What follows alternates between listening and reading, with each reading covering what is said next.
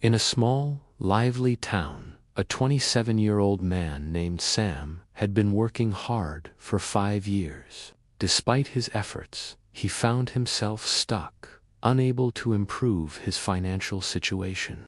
He didn't indulge in unnecessary spending, yet wealth seemed far from reach. As Sam walked past a grand mansion one day, something urged him to step inside the iron gates, even though he had no permission. He didn't know that this daring move would change his life. In the garden, an elderly man named Mr. Hayes sat with a cup of coffee in hand. Mr. Hayes was the owner of the mansion, wealthy, humble, and generous. Sam, feeling a bit guilty for entering without permission, approached him. Apologizing, he explained his situation, how he worked hard but still couldn't make any real progress in life. Sam asked if there was any advice Mr. Hayes could offer about becoming wealthy. With a warm smile, Mr. Hayes assured Sam that anyone could achieve wealth, including him. He offered 5 key principles about managing money, lessons that most people don't learn in school. Following these principles, Mr. Hayes promised, would set Sam on the right path to financial success. The first principle, Mr. Hayes explained, was to spend less than you earn. This was the foundation of financial health. If you don't master this rule, you can't progress.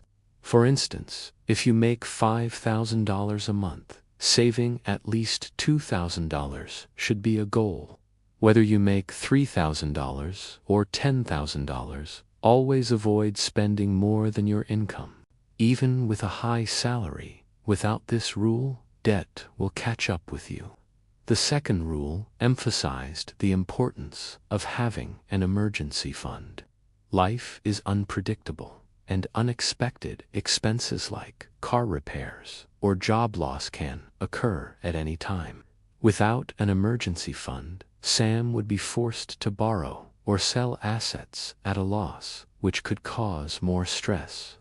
Think of an emergency fund as a safety net that protects you during tough times.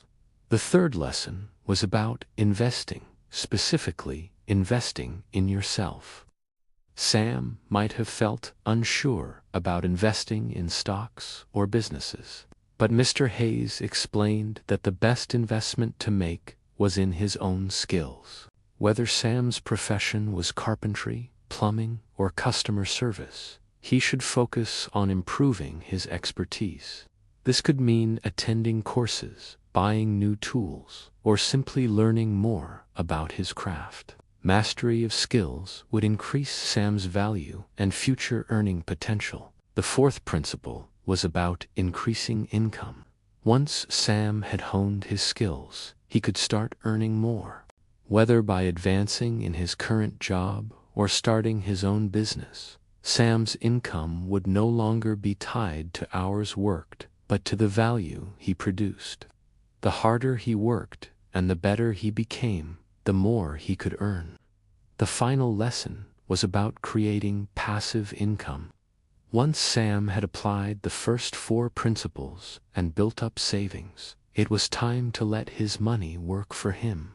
Mr. Hayes advised investing in assets like property, starting a rental business, or looking into franchises.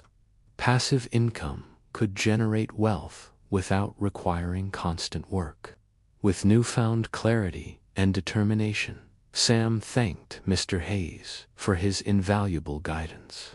No longer did he see wealth as something that would just happen. Sam now understood that building wealth was a strategy and he was ready to begin.